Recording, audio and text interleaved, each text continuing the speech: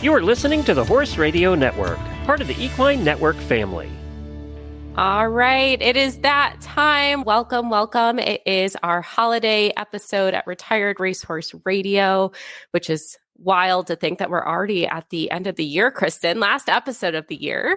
Can't believe that. I'm like super behind on like what time of year it is anymore. So I know. I'm like, I feel like I'm already in 2023, also planning the end of 2022, and there's still so much to do. But yeah, my year kind of works on makeover time. So it's like, you know, the new year starts tomorrow because that's when applications are going to open up. So Happy New Year. Happy New Year to that. But it's also exciting. We're in episode 94. I can't believe we're almost to 100 episodes. Like we're going to hit 100 episodes in 2023, which is absolutely wild. So for anyone who's listening and joining us, whether you're here for the live episode today, if you are joining us live, we'd love for you to say hi in the comments. We'll give you a shout out there. But if you're listening on Christmas Day when this comes out, we appreciate you guys so much for supporting the show and making everything possible.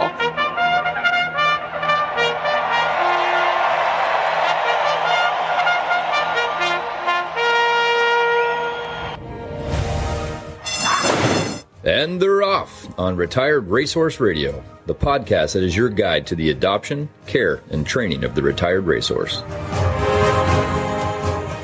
I would love to introduce who we have on the show with us. A lot of probably familiar voices, a lot of familiar names. We have with us, obviously, co-host Kristen. Kristen, where are you calling from today? Jamestown, New York. My home base. Amazing. And for those who don't know me, maybe this is your first time listening, I'm Joy Orr. I'm also co-host of Retired Racehorse Radio, and I'm calling in today from Chicago, Illinois. Normally, I'm outside Detroit in Michigan. And then we also are joined by our boss and founder, Glenn the Geek. Hi, everybody. Good to be here. She didn't invite me last year, so I'm glad I made it this year. That's not true. You did join. There's a recording. I did. Yeah, you're right. That's true. It's been so long. It's good to be here. It's good to see everybody. Great to have you on for sure. And then we're also joined by our new Vocations team. We have Leandra Cooper, friend of the podcast. Hello. Welcome back. And we also have Winnie Morgan Nemeth, who joined us this year as well on the standardbred side from New Vocations. Hi. Welcome back, Winnie. And of course, it wouldn't be a show without Kirsten Green from the Retired Racehorse Project. Hi, everybody. Happy holidays. Thanks as always for having me. Thanks for joining. I'm so super excited. We're going to have a lot of fun on this episode, sharing a couple of our favorite memories from the year, going through some of our holiday favorites. And of course, we have to do rapid fire questions. We always have to do that. So before we jump into all that, I'd love to give a huge shout out to our premier sponsor, Kentucky Performance Products. We can't do this without them, as well as Cashel Company. We greatly appreciate everything they've done to support the show and make it happen. This Nutrition Minute is brought to you by Kentucky Performance Products, the company that simplifies your search for research-proven nutritional supplements at kppusa.com.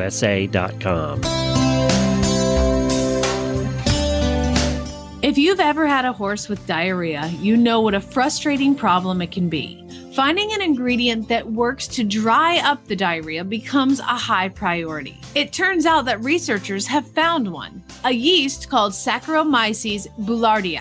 It has been proven to improve and halt episodes of diarrhea. It supplies specific nutrients to the lining of the small and large intestines, and these nutrients promote healing of irritated tissues.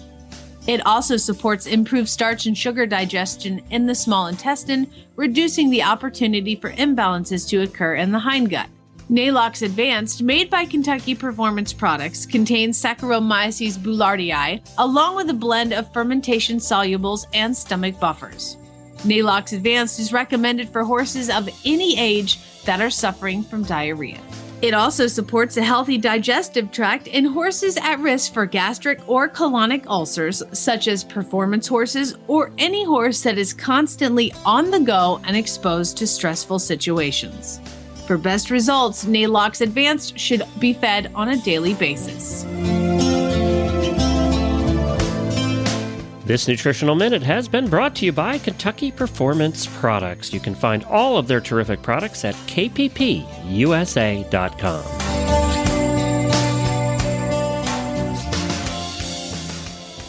let's get into some recaps for the year. I'm happy to start on the Retired Racehorse Radio side just to warm it up so no one feels too much pressure. I'll embarrass myself first today. And Kristen, you joined this year, so there's a lot of new things that happened. You joined us in March, which was new to the show. And we're the highlight of your year, obviously. Obviously, it's the highlight of my year. No, we do miss Jamie, and we miss having her in this room.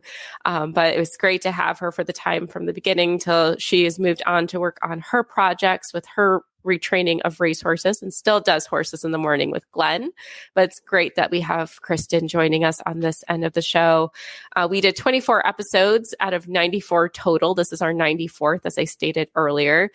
In those episodes, we've interviewed 38 different guests out of the US, Australia, and Canada. We've done 4 panels, which is very new for us to do. So if you love the panels, we'd love to know because we'd like to do more of those. Some of those were the new Vocations panel, which I think was my favorite episode of the whole year. I loved all of them, but like that one, I cried during that. It was a very emotional episode.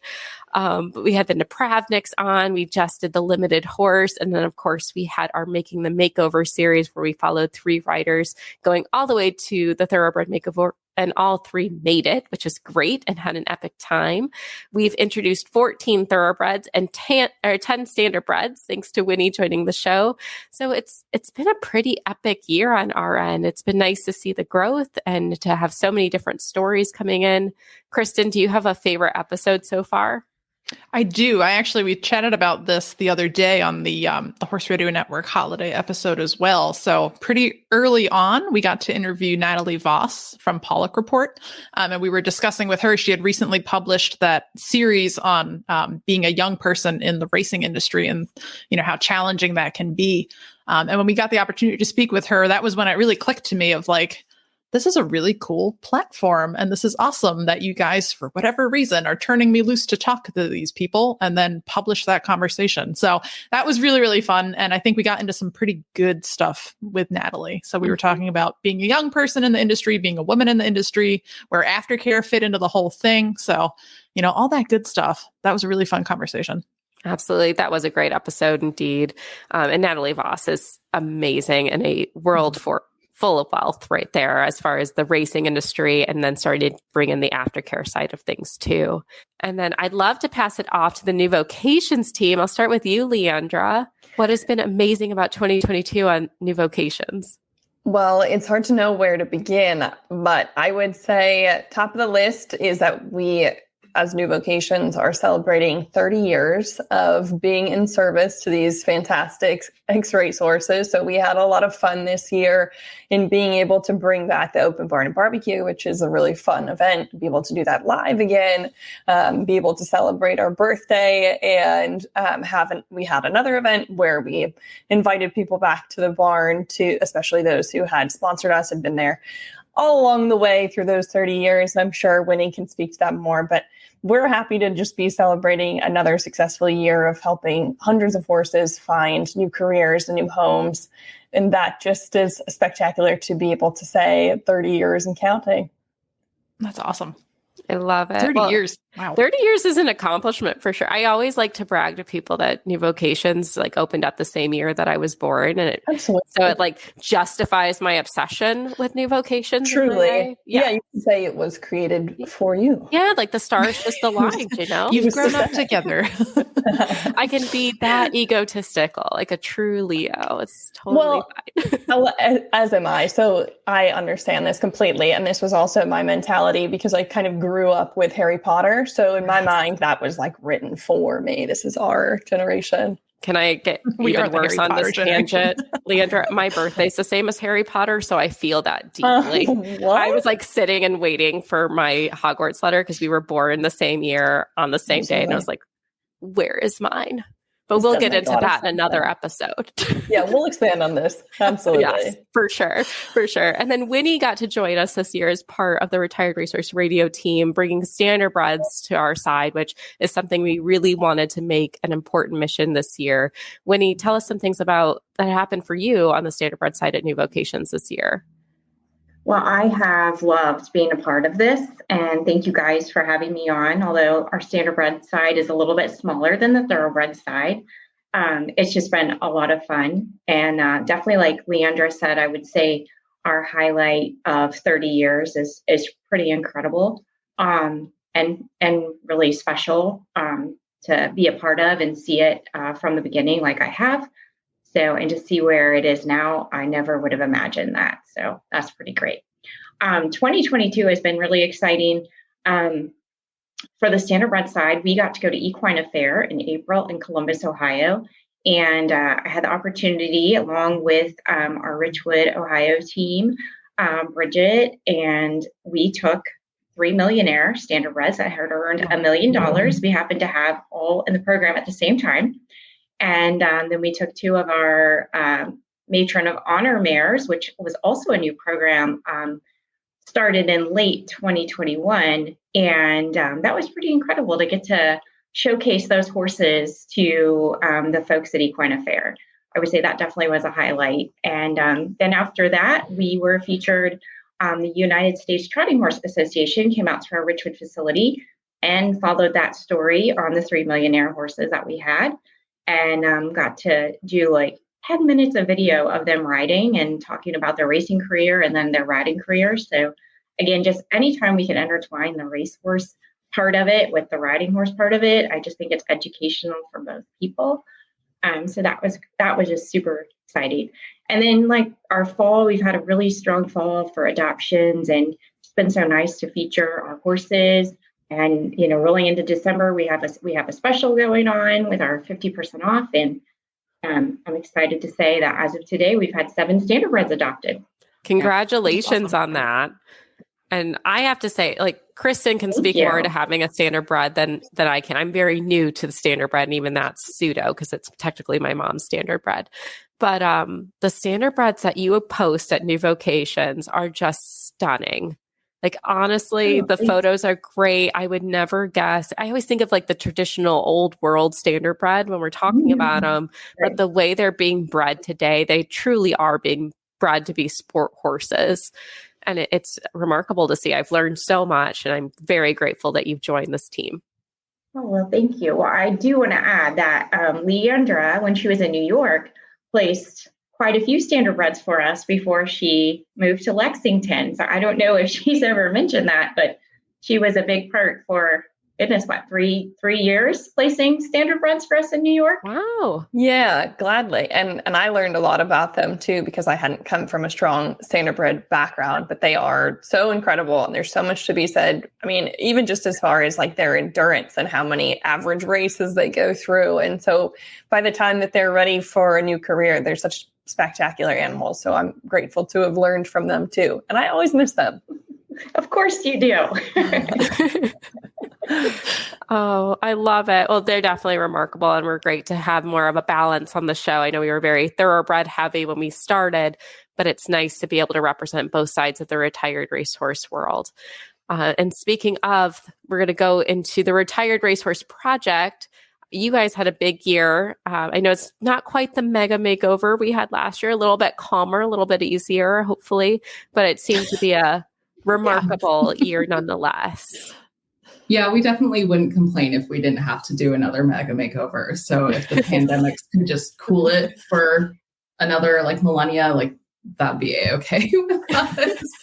It's definitely relief to be kind of back on like the normal schedule, but I think for us and our team, like 2022 was really kind of the most normal year since 2019, honestly, like the first year that we had been back to Land Rover, the first year, like we were supposed to go to Equine Affair as well for the first time in 2020. And so we know how that went. So there was definitely a lot of recruiting muscle memory for just kind of being out on the road and doing things, which was tiring, but also just invigorating as well to kind of be out and interfacing more with our community than we have been in the last couple of years. So definitely very grateful to be back kind of on the somewhat normal schedule.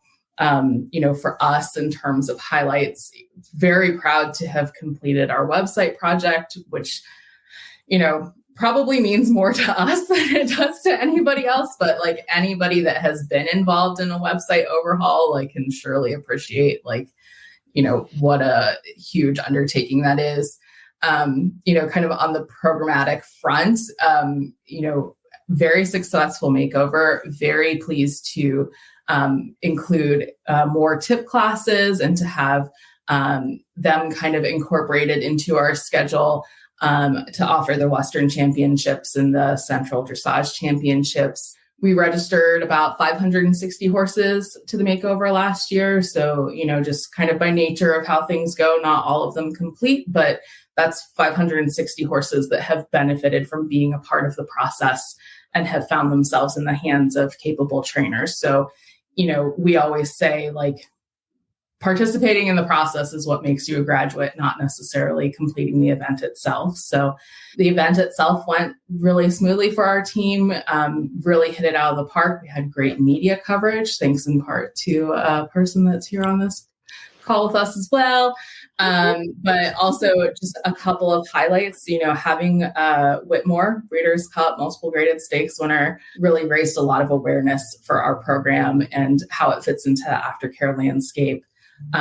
We were also very thankful to take an increased part in producing Real Rider Cup this year and partnering with New Vocations at their beautiful Lexington facility. So that was a big win. And I think for us, the year has really kind of capped off with announcing our broodmare division for next year, which we knew people wanted, but we didn't think it was going to be the type of thing that there would be happy tears about. So that actual was crying.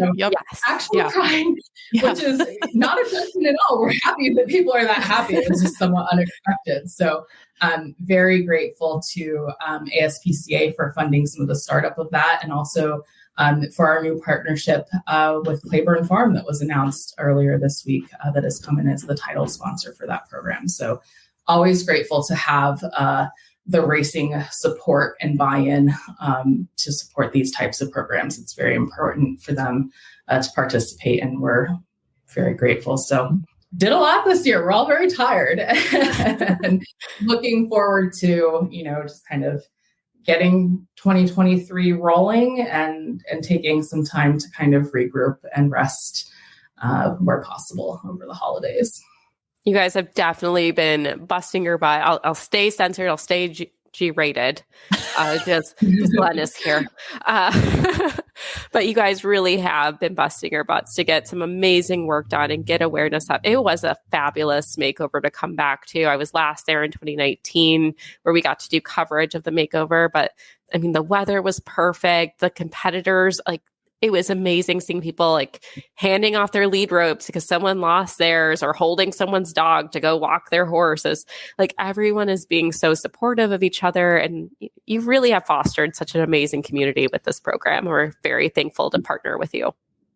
Yeah, thank you. It's, a happy accident that it has turned into the, happiest horse show on earth. But I think it's a testament to the staff and the kind of energy that they put into their work and setting the tone for how we want to interface with the people that we serve. And I think it just kind of carries through because it truly is a very supportive and gracious community of trainers that are involved with the makeover. Absolutely. And I will mention, you only had one grumpy participant. Her name was Kristen Kovatch Bentley, because I was asking her. I knew this was going to come up. This is an opportunity for me to publicly apologize again. Where I offered her a hug as I was leaving, and she snapped at me. She was busy. I didn't snap. I'm teasing. I'm teasing you. No, it was amazing to see Kristen really put all of her efforts into everything she does and keep that social moving and keep everyone updated. So props to you, Kristen, for doubling both this show and the makeover. You are a true champion. I will say thank you, but that is my biggest regret of 2020 was being mean to Joy at the makeover. So not many people get to be mean to me, so it's nice. Normally I'm mean. Literally to the nicest person at the Horse Radio Network. Sorry, Glenn. And I abused her. I agree. She is. Yeah, Joy planned this beautiful little social schedule for, all of our contestants. So the three trainers that we had followed all year, and she and Zach brought coffee and donuts, and she was texting me every day and was like, "You gonna make it to donut breakfast?" And I would send back, "No." You were very polite about it. You were very polite. I'm busy, running around with my hair on fire. But Poor Joy. I have to make We more got to time for catch you up. We got next to year. meet in real life, and we got a nice photo together. It was all very good. And it turns out Kristen's taller than me. It's not often someone's taller than me. Exciting. I also had a cowboy hat on, which definitely just added to You're the super imposing in person. It shocked me the first time I met her, and I'm 6'1", and I went, wow. And then, Glenn, I will pass it off to you because normally you're not a part of our show. It's a very special treat to have you today, but we've had some changes at Horse Radio Network this year. If you want to give a recap of that. Yeah, before we do that, though, I just pulled up the latest survey that just came out on podcasting, and I want to congratulate all of you. And this baby was Joy's idea. I remember her coming to me years ago, and we talked about it for months and months before we ever started the show. But this was all your idea 4 years ago, right? Yeah. No? Yeah, it was going to be the Thoroughbred 30, and you're like, we can do better. Yeah, that was we had to come up with a better name. But congratulations, you guys. Do you realize that I'm looking at the study right now that you are in the top 2% of all podcasts for the number of episodes? Only 2% of podcasts make it to 100 episodes. Wow. So congratulations on that. And even more important than that, when I take a look at the number of downloads per episode, you're in the top 1% of all podcasts for the number of downloads per episode. So good job, all of you. That's a testament to all of you. So well done. Glenn. Well done. And, 1% ain't shabby. You could probably get to 0.5%. We'll do that for next year, okay? But it's good to have goals, yeah. Not shabby at all. I'm very proud of what you guys have done, and I think you're the number 3 or 4 show on the network as far as downloads are concerned. So considering it was a niche of a niche, right? Yeah, right. I know Jamie and I were like, okay, we got 1 year in. What do we do? We're very concerned of how to keep the show going, but we do have a fabulous team here and a great boss. So I know you don't like to be called boss. And listeners that are very loyal. So our good for you listeners are guys. the best. A lot of them have become like long-term friends of mine. They're amazing. All of you are amazing. So other than that, in the Horse Radio Network, we had a few changes this year, too. I'm happy to say that Equine Network purchased us a few months ago after much negotiation since January. And I'm very happy about that. I think the listeners thought I'd be very sad about that, but no, I'm very happy about that. Somebody else makes the decisions now. And all of us that own our own businesses know what I mean by that. So, and they're a good group. Equine Network's been great to work with. I like all my bosses over there. I haven't had any for 14 years, so that's kind of different. But it's been a good thing for Jennifer and I. We've done this for 14 years. I've been podcasting for 16. So it was time to have this happen, and they stepped up, and what that means now is we have more support. So there's going to be a brand new website coming out. So you guys will see a new website with Retired Racehorse Radio on it. That's, by the way, much fancier than the one I did. It's amazing when you have actual artist people do it. It looks great. So that's going to be coming out very shortly, and a whole bunch of other improvements because there's whole teams of people now working on it, not just me and my wife. So I think that's going to be it's going to be really good to see what happens in 2023, and that includes Retired Racehorse Radio as part of that. We now have 40 shows on the network. So think about that. There's 40 shows of people talking about horses. Who would ever thought that would happen? But there you go, 40 shows, and I'm happy with all of them. They are all doing a great job. And if you want to catch me, you can visit Horses in the Morning and check us out every day over there. Love it. Thank you, Glenn. And it is a great show. Fridays are my favorite episodes. And I have to tell you, Zach is desperate. He's heard some of the old horse husbands, and he is desperate to be a part of that. That might be coming back next year, Horse Husbands episode. Well, I have a volunteer, a very overly eager volunteer. We could have podcasting horse husbands. I know. We may be plotting something on Retired Racehorse Radio as well. We'll keep you posted for 2023 goals. Yes.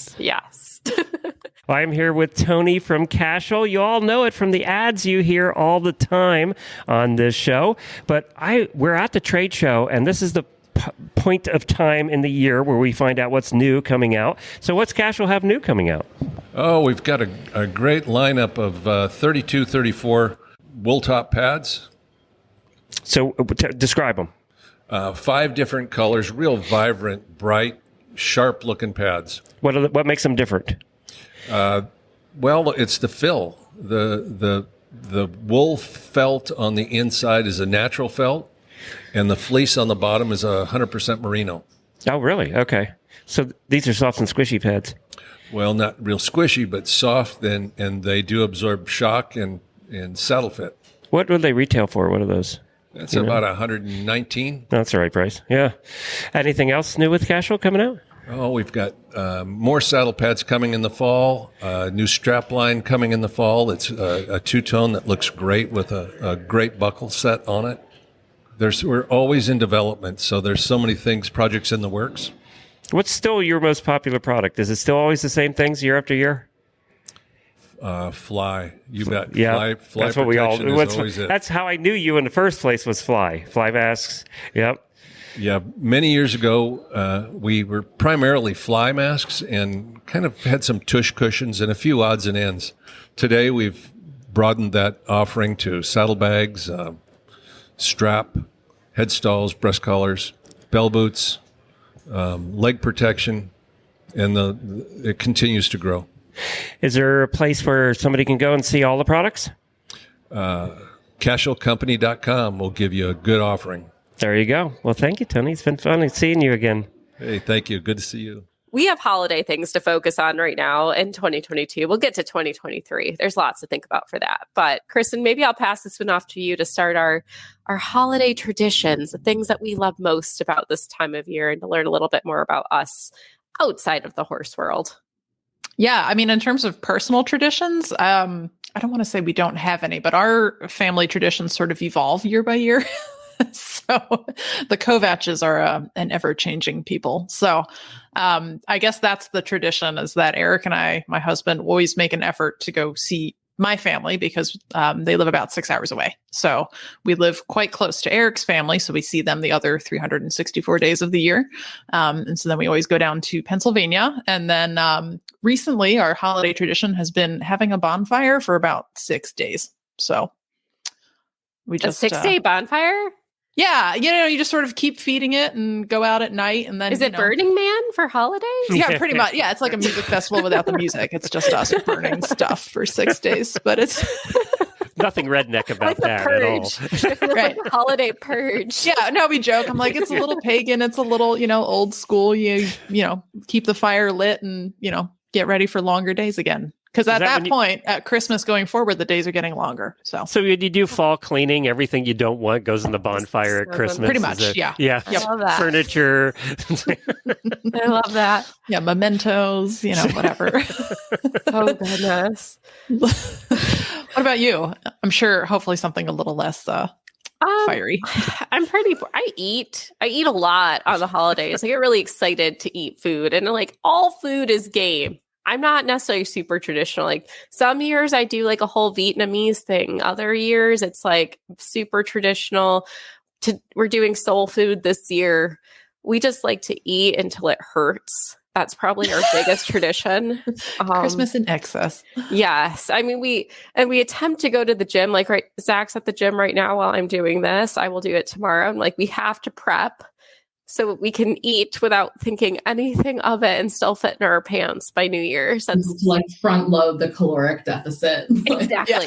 Exactly. Like if I starve myself, the first half of this is all like not recommended. And I'm joking with all of this, just so we know. This is not a fitness podcast. This is not this is all fake news, but How Not to Holiday. How Not to Holiday by Joy. But yeah, so we are a little bit more conscious where we eat pretty healthy the first 2 weeks so we can totally binge and just be gluttonous the last 2 weeks of the month. But the other fun holiday tradition, which some of you might do, is the Christmas pickle in the tree. I'm a very big fan of a Christmas pickle.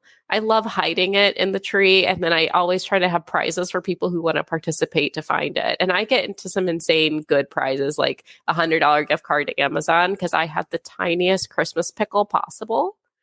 They really have to work. I even did it at a job once, and they almost tore the tree down because I had several Amazon gift cards to find. It was exciting. It's very entertaining for me. So kind of like your holiday purge a little bit. Yeah. That's just what it's going to be called now. Christmas holiday purge. Yes. I love it. In the time that I've known you, I don't think I've ever heard about the pickle in the Christmas tree. So I would love if you could elaborate on that. I'm intrigued. Yes. Oh, you haven't heard of the tradition, Christmas period. No, There's like, listen. what are you talking about? Yeah, No. it's a German tradition to like hide a little pickle ornament in a tree. Why they picked a Okay. gherkin, I don't know. Why not? I can't answer those questions, but I love it. It blends in well with the pine, so it just makes it more exciting. I guess for kids, you want to get a slightly bigger pickle and not make it totally awful for them. Like But a Where's adults, Waldo? I mean, I think mine's maybe 2 inches. Like it's very small pickle hidden. Is this a plastic pickle? Yeah, it's a plastic ornament pickle. I should try it with a real pickle because I have an outdoor tree because I have violent cats. So the tree lives on the porch. So I wonder if I put a real pickle out there if the birds would eat it. Probably not. I don't think they like pickles. Maybe. I'll let you know. I'll report back. Keep us posted for, first episode of the year. We'll let you know how the pickle report. real Christmas pickle win. But Leandra, how about you? What are some of your holiday traditions? Well, I would say most of the traditions in my family had to do with like the schedule that we did everything as kids. And then I've been quite nomadic in my lifetime and my siblings don't live near me anymore. So the actual schedule of things doesn't quite matter anymore, especially now that we're all in our own places. And I generally refuse to get like a traditional Christmas tree. I'll have some other plant that I decorate and pretend it's as such, because why not?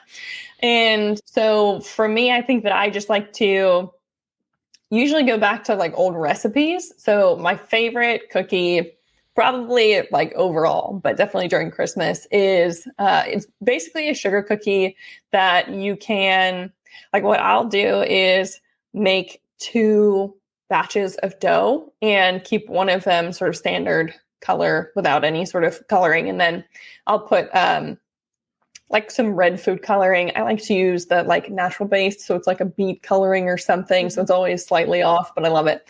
And put like some peppermint flavoring in it. So then you're twisting them to make a candy cane shape. And then you can also choose to dip them in chocolate if you want. And they're quite delicious. My weakness of all weaknesses as food goes is mint chocolate. So it kind of satisfies all of these things. And it's cute and they're fun. So that's what I do. I revisit recipes, but yeah. That's a good one. I love a good cookie recipe. So if you wanna send that over to me, I will definitely love to try that. That'd be great. I feel like we're headed towards a Horse Radio Network recipe book. That'll be when the auditors are they're actually trying to put one together. The listeners are working on one because we do recipes every week on Horses in the Morning. We really do have the best listeners. Like really, they're the best. Yeah. They're working on one right now. We do recipes every week on Horses in the Morning, so they're putting all of those in, and then they're all contributing their own. So, yes, there will be one probably here in the next couple of months. I love it. Now, if we can we'll do like the video version where then we try to make these recipes, and that could be quite entertaining. Yeah, next year's party. Let us know, everyone, if you want a virtual cooking class with the retired Racehorse Radio team. Winnie, what about you? What are your holiday favorites? So, like Leandra said, cookies is always a big one. My go-to was Gordon Food Service cookies. So they come in 72 cookies, and there's stars and bells and trees. And I think my daughters and I have been doing those like since they were born. So my oldest is 19. So we've always done that. The other thing that I've done since I was a little girl, our requirement before on Christmas Eve was that we had to go to Christmas Eve candlelight service, regardless if you went to church or did not go to church in my family, that you had to do that. And then you got to open presents. And we still to this day do that tradition. And it's fun. Like me growing up, it was always so hard to be patient. Like, why do we have to go do this? Hold the candle, sing songs, and then, got to open presents. So, but it really now is a lot different now that I'm older, and I really appreciate getting to do that. Absolutely love that. That's so sweet. And my family was like that as well. I can't say I still repeat that, but it was always a nice family memory for sure. Yeah. Yeah. And then Kirsten. I have to go back and forth between the Kristen and Kirsten. I have to go back and forth. It's welcome to our life. It's fine. So hard. Okay, for Kristen, I'm not even drinking yet. It gets real lively. But Kirsten, tell us a little bit about your holiday favorites. I think like there's always kind of that shift, right? Like as we grow up and form our own families and everything, like where you start to kind of like break off and start to forge some of your own traditions and that sort of thing. And I think my husband and I think for the most part, it's a blessing that our family is close. Like we live like in central Maryland. Our parents are both within an hour of us. But when we bought our home a couple of years ago, like we moved just a little bit far away, and like the holidays started to kind of turn into like the tour of like places that we needed to hit. And now we've got more dogs, we've got older dogs, and we're just kind of hitting that point where we're like, y'all can come to us. Like we don't have kids, we don't have that an excuse, but like we do have to make concession for the animals now at this point. So my mom is French Canadian and also lived in Austria for a number of years. So she was always very much the driver of any types of traditions that we had when I was growing up. So meat pies are a very French Canadian thing. So there was always meat pies. And then she brought home the tradition of making Stollen, which is like a German, like candied fruit yeasted bread, which I hate. But we, like I'll force some down, like, just to make her happy because we make it every year. But that's always kind of been in the mix. But now, like, since we've moved and COVID and all that sort of things, it's turned the holidays into like a rather fluid thing. My uncle has started to come to visit more than he ever has. So that's kind of made things evolve a little bit. And the only thing at this point that we've really established, like my husband and I, like as a family, is that we have a local garden center that their holiday retail is just like absurd. It is the most like the whole indoor greenhouse, like starting in October, the fake trees go up. They all have themes. All of the ornaments are like within the theme. It's excessive and overpriced, but you can't miss it. It is just like holiday overload, and they're dog friendly. So what we like to do is we pick a tree, they get your tree ready to go. And then we go inside, we let the dogs pick something from the pet section, and then we'll pick up like an ornament or two to add to our collection. Like I grew up in a house that had very, some places are like the theme colored coordinated tree household ribbon in the works. And my household was like collected over time ornaments. And I remember having sticker shock when I went out to like decorate my first tree and was like, oh my God, like why do ornaments cost so much? They're a great wedding gift, by the way, because they are so expensive. Like buying ornaments as wedding gifts, highly recommend.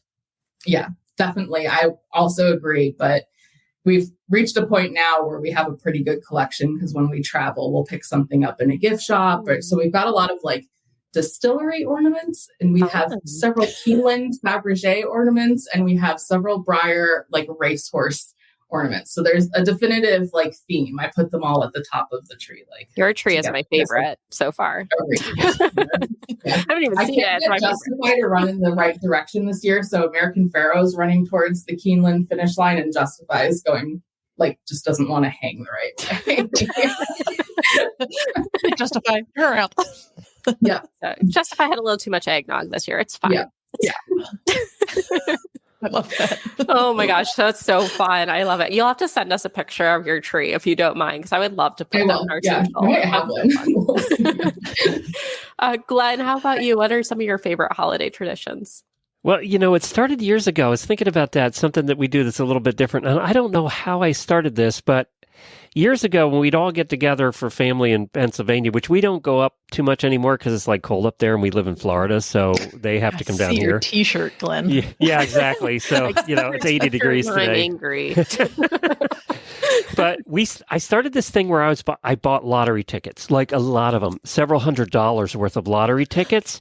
And everybody got like 20 lottery tickets. And we'd all sit around after we ate lunch on Christmas Day and do the lottery tickets. And it turned out to be this big hit, and somebody always won like $500. Wow. So it became this thing. So even now when we don't get home, I send the lottery tickets up for everybody that's getting together, and they do the lottery tickets, even though we're not there. So it just became a thing. I don't know how. But it's been for years we've been doing that, the lottery ticket Christmas. That's funny. I wonder if it's a Pennsylvania thing, because my dad does that when we go down to Pennsylvania. Yeah. He's like, here's your lottery tickets. And we're like, oh, okay. But and then everyone fun. sits there and scratches them off. It gives everybody something to do, right? It's exciting. And, when somebody always wins a larger amount, then you're obviously hoping you're the one, But it's happened.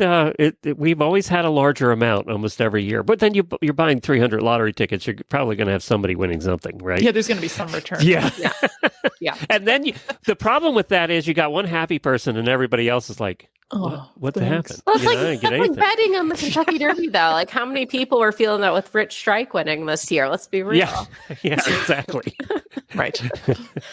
So I love that. That's super fun. That's one I think I would want to try. I have to see if I can get Zach on board. But I thought about getting him the scratch offs for his stocking stuffer. So maybe we'll start that one. It just gives them something to do, right? Everybody goes and finds a quarter quick, and they all sit there and it keeps them all quiet for like a half an hour, especially the kids. So everyone likes quiet on Christmas morning. Oh, it's so fun. Well, thank you guys all for sharing that. I would love to know if anyone who's listening in, like whether you're listening live, you want to drop it in the comments, or if you're listening on Christmas Day, we'd love for you to ping us what are some of your Christmas traditions or Hanukkah or whatever you choose to celebrate. We'd love to know what you do with your family. Kristen, I think it's time for rapid fire.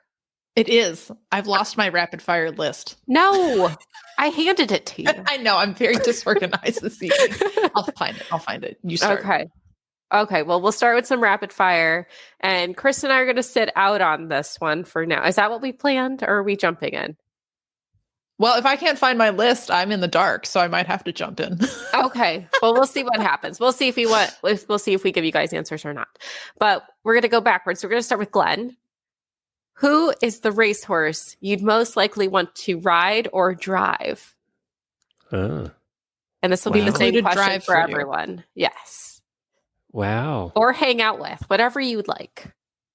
I think I have, one of the first memories I have of racehorses, because I'm a horse husband and, married into this, is the whole Barbaro time. And so I would have said if he's still around, Barbaro.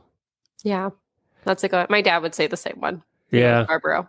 I would have to say that. I don't know how it'd be as a driving horse, but, I was going to say, is that to ride, drive, or just hang out with? It could be exciting. Yeah.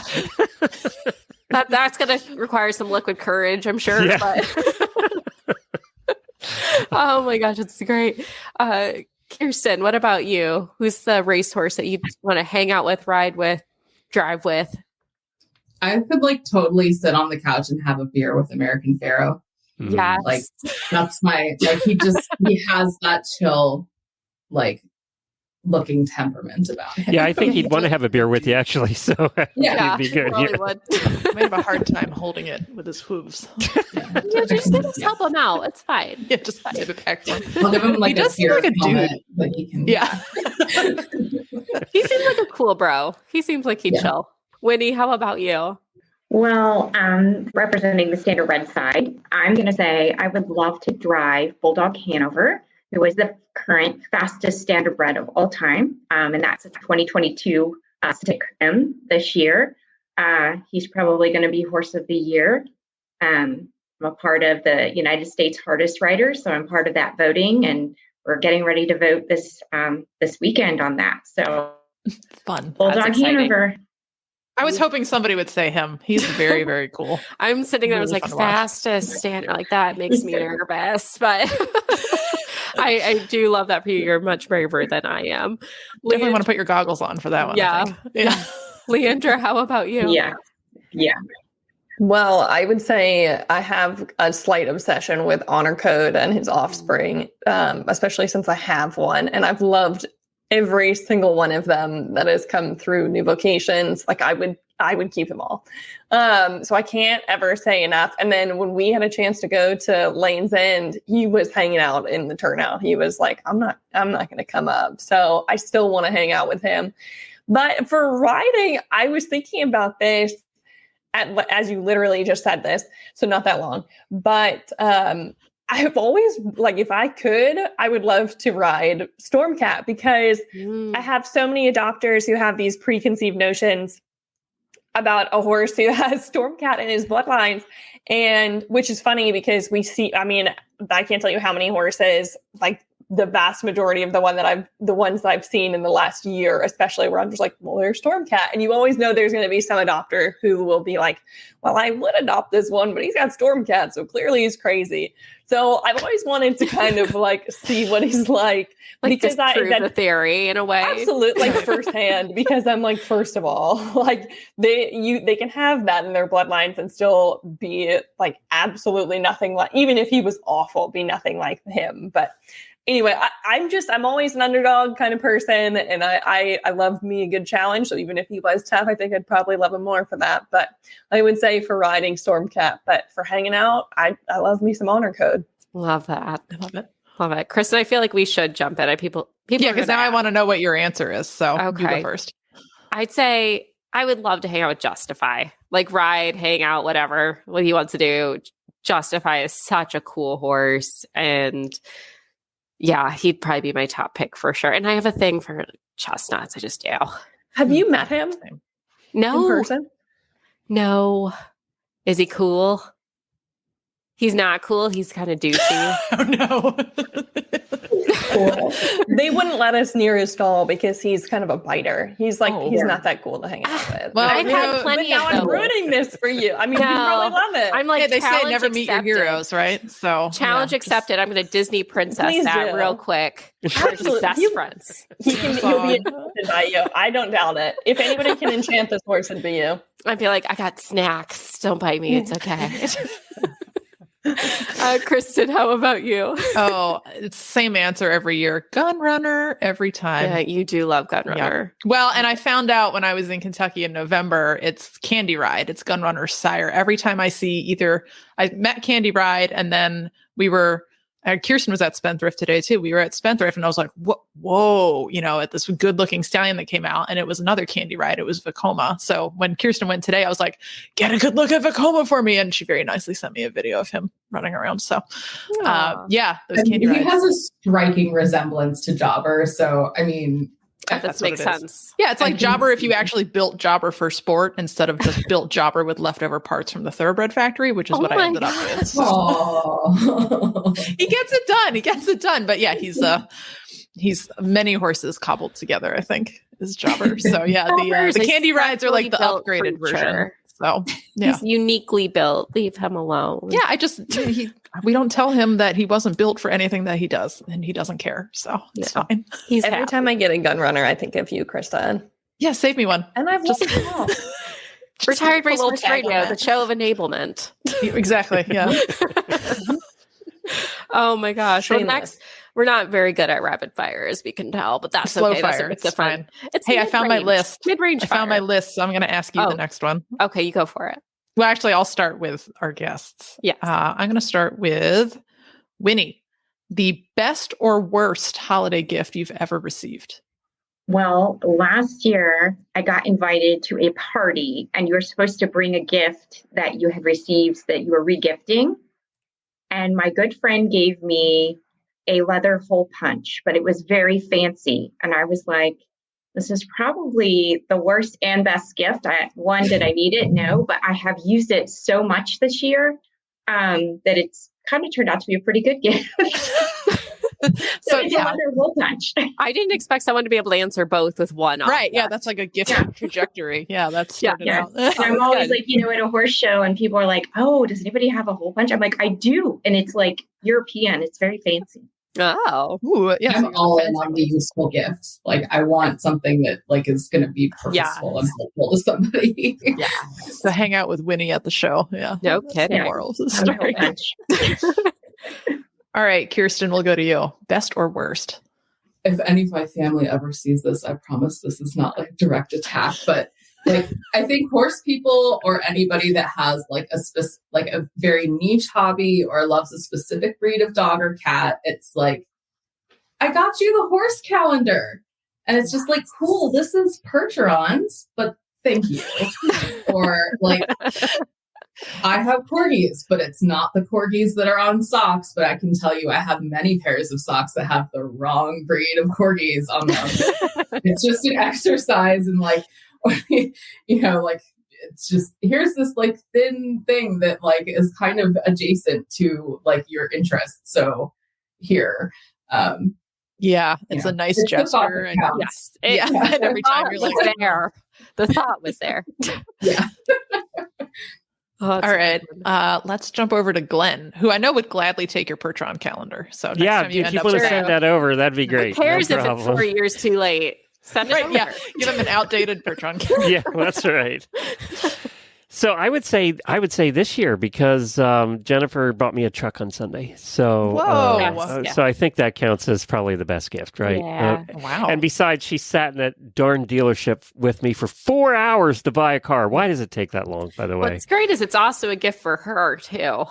Right. No, this is pretty much my truck. She already has a truck, so this is my truck. So you get the truck second. Okay. Yeah, I have the little truck. She has the big truck. So you know how the order of events is in this marriage.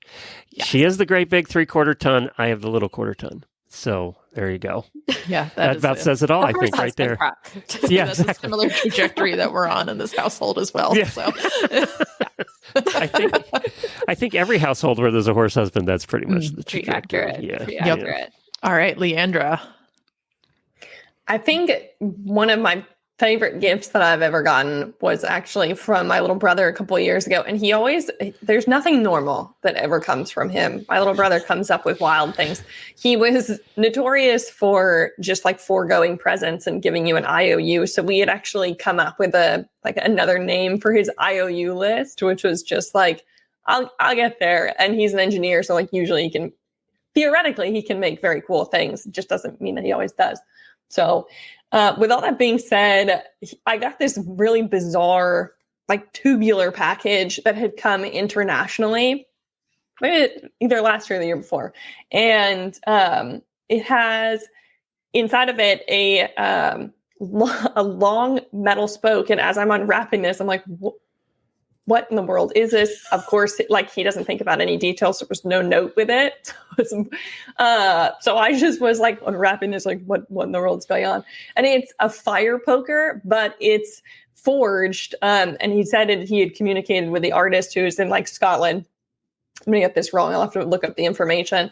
And it has at the very top a horse head. So it's like twisted metal all the way down. It's like the most beautiful piece of art, but it's also very useful because I'm a huge fan of having fires in the fireplace. So I can bring this with to your party crew here, Joy. Yeah, we're all into fires. We love the fires. Christmas the power and destruction. Absolutely. And then last year, same little brother got me a throwing axe. So I'm enjoying these gifts that I'm getting him from him. I feel like Leandra should come to our family bonfire with all. Yeah, I think you guys would be great. Yeah. I'm just, it's not only do I have these beautiful gifts now that are both also useful, and then I kind of keep them strategically close to the door in case I would ever need them too. There so you go. Fireplace, door, you have a weapon, you have art, you have a useful tool. It's all the things. So I've really enjoyed them. I love that. Is your brother the hit at the parties? Is he the hit at the parties, your brother? He can't even help it. It's annoying. It's who he is. But this, when we were growing up, like we did not get along, and now it's very entertaining. So it's worked out. Oh, God. I feel like we all know him now. I know. Right. Yeah. Absolutely. Yeah, we'd like to get on the weird gift for list. your brother, because my sister gets me like, the bath fizzies and things. I'm like, I want weapons. That sounds fun. Yeah. Absolutely. I think he's in Japan right now. I don't even know where he is. I think he's in Japan right now. So maybe who knows what you're getting this year. No offense, Lisa, but Leandra's brother. This year it's a samurai sword. It'll be coming. Do you look for it? I'm crossing my fingers. Well, Joy, you and I kind of covered this in our last episode. We talked about gifting. So we did. I think we have time for one more question. Do you have one you want to ask? Because there's one I want to ask on this list. You go for it. You take it. All right. What discipline would you like to try that you haven't tried yet as a rider or driver? And let's jump to Glenn. Put Glenn on the spot.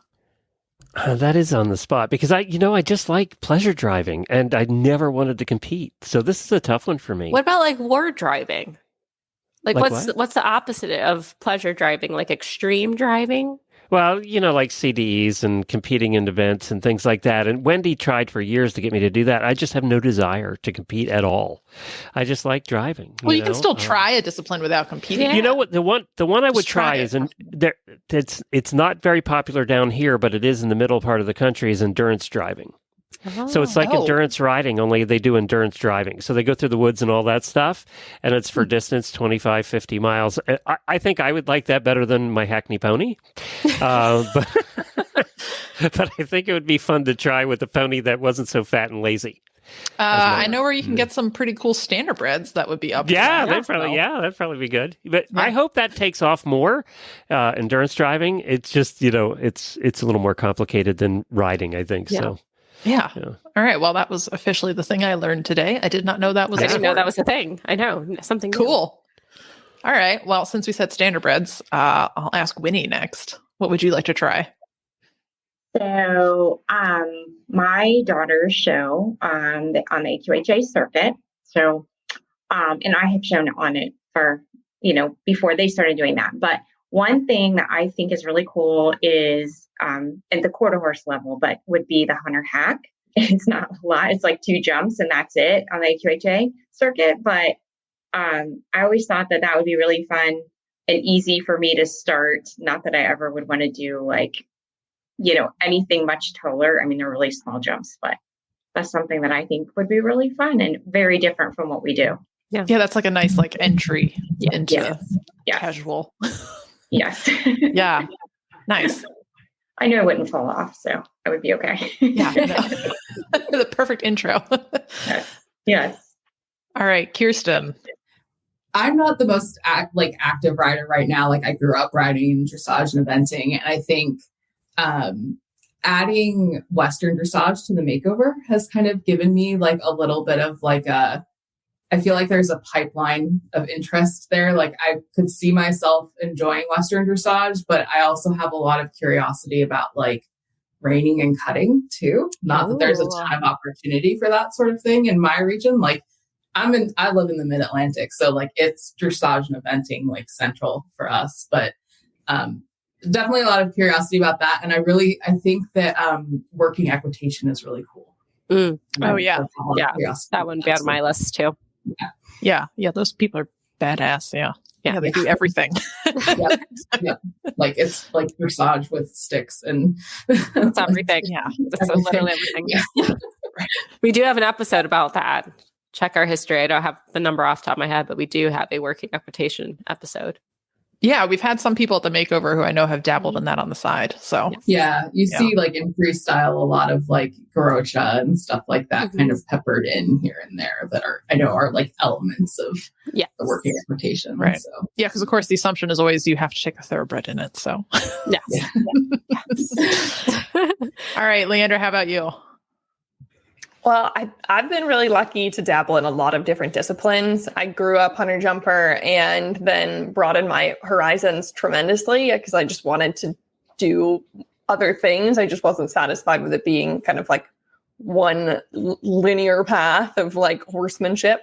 And so I competed in Gymkhana events, which was ridiculously fun. And was able to be educated by a lot of people who are very old school cowboys. And they were big in reining. So I always wanted to be able to, if I could spend more time practicing reining. But I think truly, so then I did polo, dressage. What else have I done?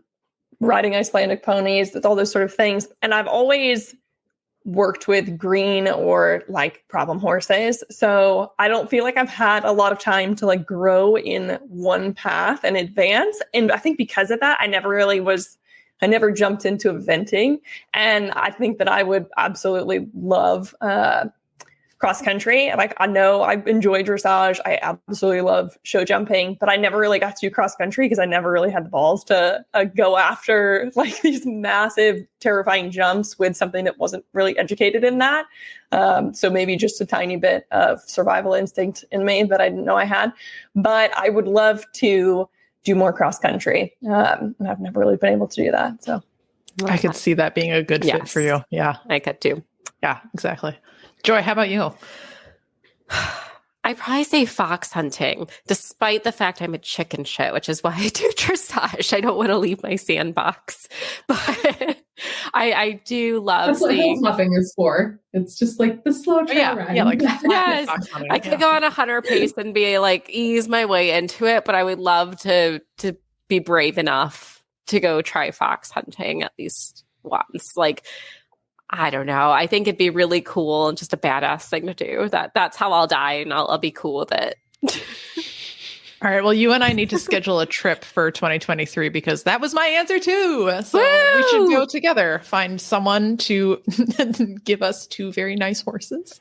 I know. I was like, we could talk to Helena and Jen. They might have some recommendations. You guys would love it. You would love it.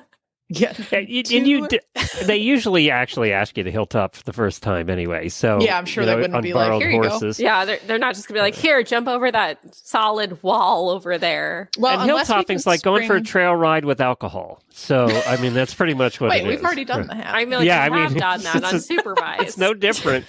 The alcohol might be a little more expensive than you're used to, but you know, it depends on which hunt you go to. You just have to get dressed up for it. Yeah, there you go. Right. That's fine.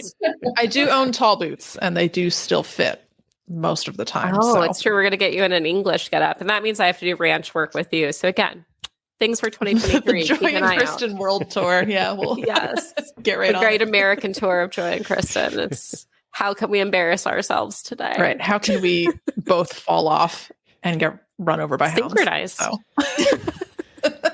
Oh my gosh. I know we're coming close to time, but we have a couple more things. I'd love to get our 2023 goals. And then it wouldn't be an episode of Retired Racehorse Radio without introducing 2 adoptable horses to wrap everything up. So Kristen, do you want to start us off with our 2023 goals?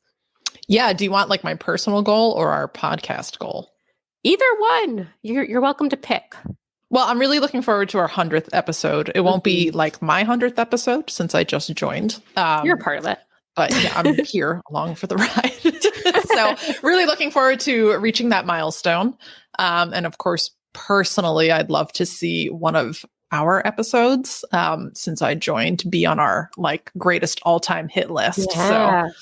So that's a goal, is to make an episode that everybody wants to listen to. Yes. And on a personal note, I would like to show jobber in the bridle all year, which would be in the Ramel reins, which if you're not a ranch person, no one has any idea what I'm talking about, but it's the highest level of training you can achieve with a Western horse. So the Ramel reins, you hold them almost like a joystick. They come through the bottom of your hand, so you can't cheat and stick a finger in between like you can with a split rein.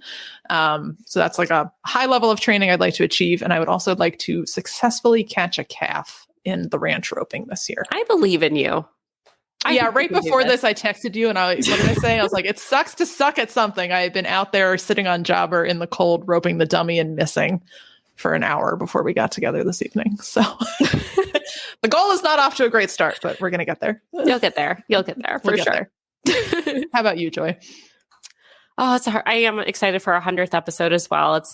I really can't believe we've made it this far, and it's really exciting to get there. But I think I'm really looking forward to kind of exploring more now that the world is opening up in 2023 and trying to get out to more events and meet more listeners and just have a chance to travel and meet people who are invested in these retired racehorses the way that we do. So yeah, I'm really, really thrilled that we can actually get out and do that type of stuff again. On a personal note, I'm just hoping I can get my horse to like keep it together enough to get up to like successfully doing training level and dressage. We have about 7 minutes of brilliance per every ride right now, and then it's all questionable. So if we can get that to be a little more consistent this year, I'll be just peak those 7 minutes right when you go in. Like if I get 8 minutes of brilliance, I'm like, yes, success. I'll be good. Keeping the bar low. Yeah. That's a good goal. You need to shorten your rides to 7 minutes, and then you're perfect. Then it'll be solid. Yeah. It'll be a stellar 7 minutes for sure.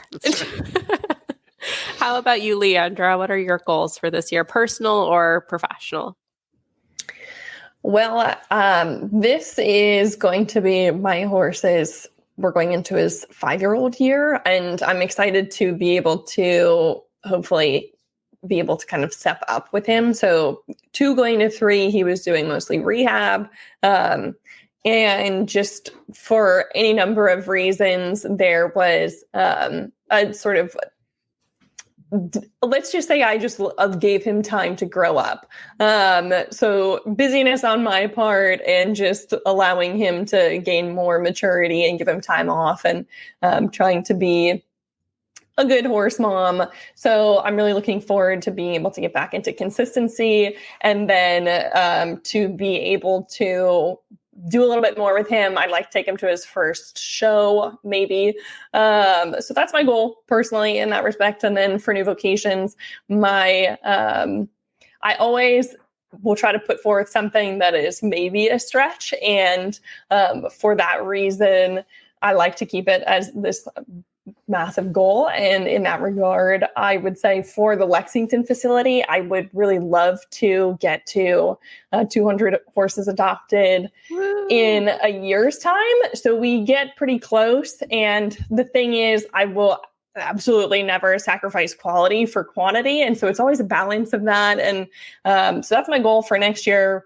We're getting pretty close to that. So that would be nice to know that I've helped 200 horses just in Lexington alone find new careers, a new home. So fingers crossed.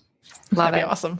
We're happy to support this goal fully and enable every listener to adopt a horse. Winnie, how about you? So on the New Vocations side, in 2023, we have coming out a book that my mom, Dot Morgan, and myself have been working on. And it's what your retired standardbred wishes you would know. And we've got the book pretty well done. And we've got our professional pictures. We're still waiting on some, but it's kind of a walkthrough of from the horse's perspective on what he knew from the racetrack or she knew from the racetrack, all the way to transitioning that standardbred as a riding horse. So there's a lot of information in there that I think would be very helpful for anybody working with off-the-track standardbreds. So that's been a project we've been working on and wanting to do for a while, and it's really exciting to see it. It's getting really close. So I know that it'll come out in 2023. That's awesome. I've had mine for 2 years and I still need that book for sure. Yes. So I know what I'm getting Kristen for Christmas next year. Yes. Yeah. I have 2 daughters that show, and we bred and raised the horse, the quarter horse that they show. He's very special to us. He's now 12 years old, and he has successfully got both of the girls, like, just, they've been top 10 at the Quarter Horse Congress, at the AQHA Youth World and Horsemanship and Equitation.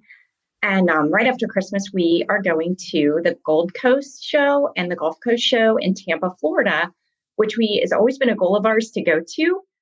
So we're really excited that Jay-Z is sound and happy. And so we're really looking forward to showing at this horse show right after Christmas and into like the first week of January. But it's just been for 2023 exciting in that he got our oldest daughter. She rides on the Texas A&M equestrian team in horsemanship. And this 2023 is when they can talk to our youngest daughter, the coaches, on June 15th. So our little homebred is still, working hard, although his girls are growing up. Oh, which is bad. Love that. that's awesome though. That's so cool. Absolutely. What about you, Kirsten? I think, like on the professional side, I'm not quite a year into being in a leadership position. I'm not a stranger to RRP, but, obviously have plenty of growth opportunity afforded to me by, stepping up into a leadership role. So definitely very focused on that piece. And, the work that RRP has to do to kind of get positioned for another year of advancing our work. So there's a lot that we have on our plate in that regard that is vast and somewhat overwhelming to conceptualize, but it's also a lot of fun to think about as well. So I'm looking forward to that. On a personal level, like, as I mentioned, like, I'm not an active rider at the moment in my life, and have a very strange, like, eclectic mix of personal hobbies. I'm a power lifter and I'm qualified for regionals, so I have to decide. Congratulations! I want to commit to that. And I run my dogs in agility, so I have one dog that's got some titles that she could finish up next year, and a puppy that really needs a job to do.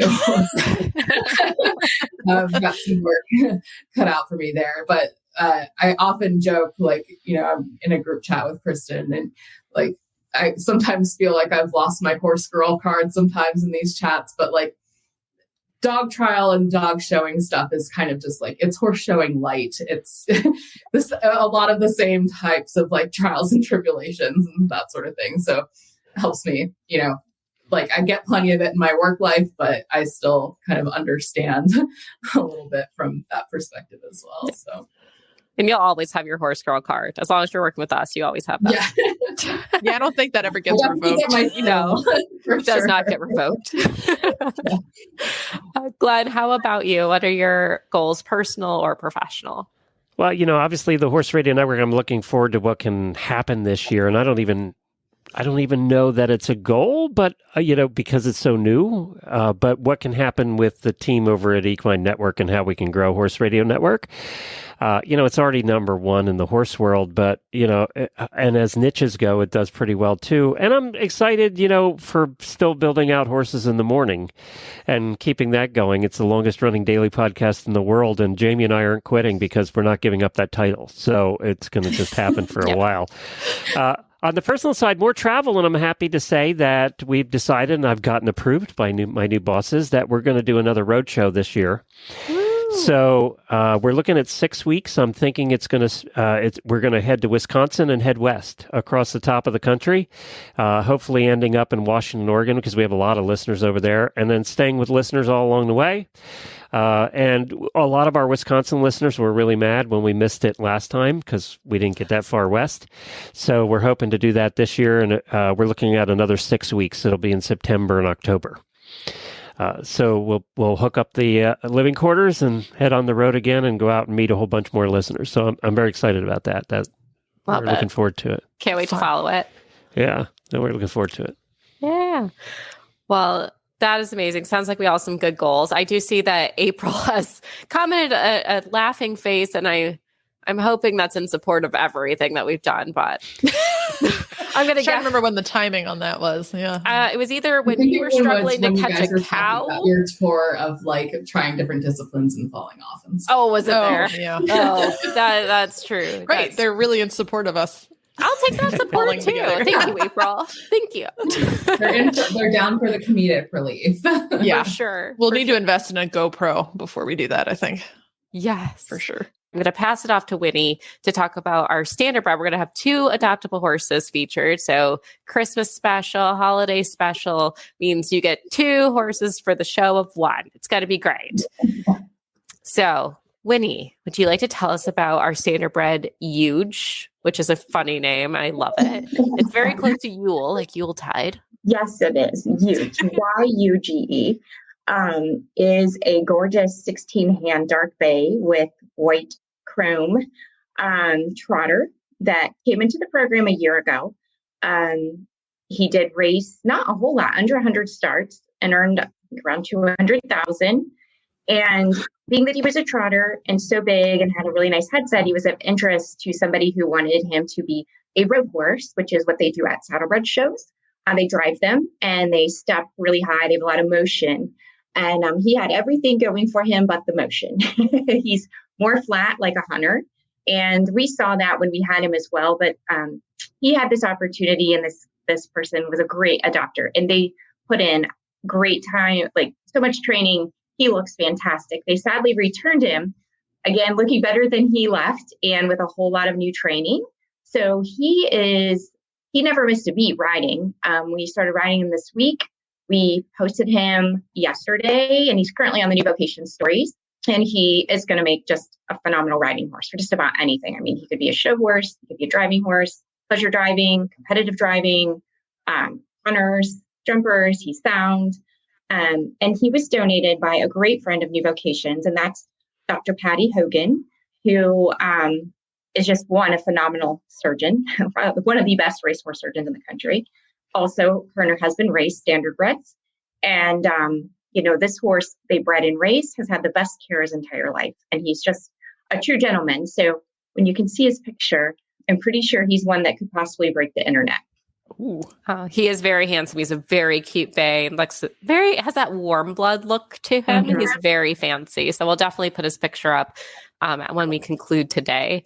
And Leandra, we also have a thoroughbred that we're featuring, and I cannot say his name. It's too fancy. It's too fancy for me. I will say it, but I could almost guarantee that I'll be butchering it. Mubarmaj, who we affectionately call Mushu, as a nod to the movie Mulan, is a 2016 gelding. He is a big boy also. He's standing at 16.3 hands, and a curlin baby who has the quite frequent flare and chrominess that we'll see in some of those guys.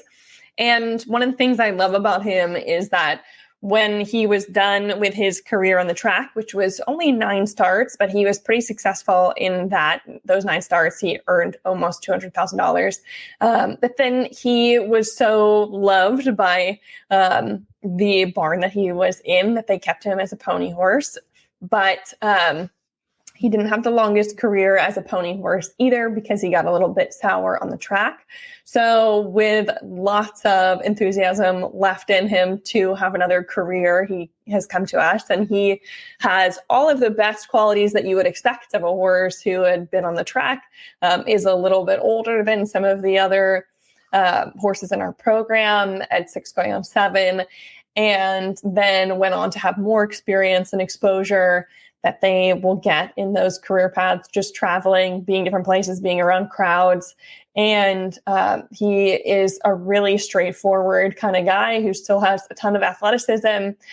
Even when we had him vetted and looked through, I mean, you would expect that maybe he would have more wear and tear or whatnot, but he is like a clean slate and ready to go. So we're really excited about Mr. Mushu. And while we have Kirsten on here, I can ask you properly because we've been back and forth about his eligibility. So based off of his last race, he would be eligible for 2023's RP, Thoroughbred Makeover.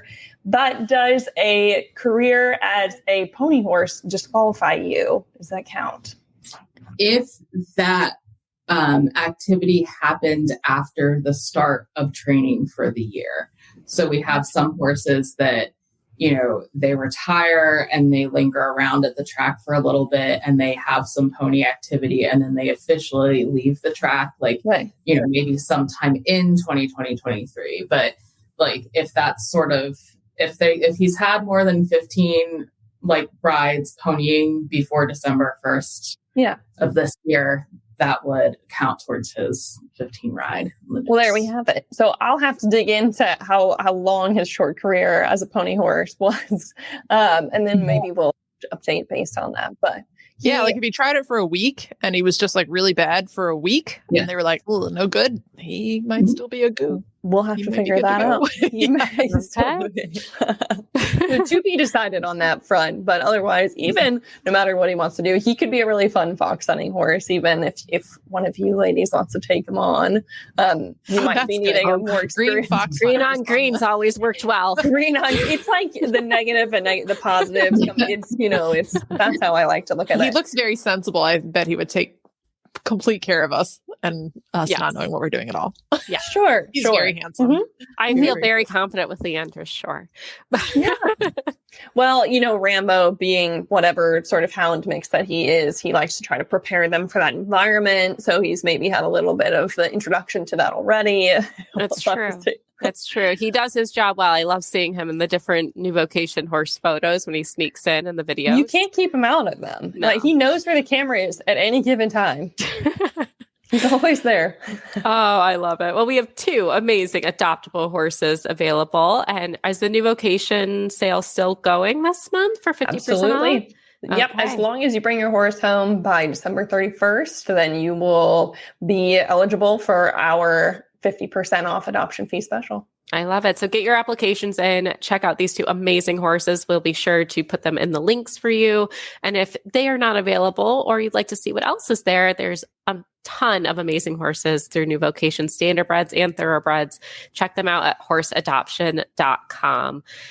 That concludes our show today. Thank you, ladies, and Glenn for joining, and George, who's been in the background this whole time. I know we didn't include him, but we couldn't do the show without George. He's very important to the whole program. But thank you all so much for joining us and celebrating this last episode of the year. We so appreciate it. And Kristen, with that, I think we have our tagline. So set your goals high and love to learn from every ride. And always add more leg. Bye, guys. Happy holidays. 'Cause Christmas times are coming. Can't you hear those bells ringing?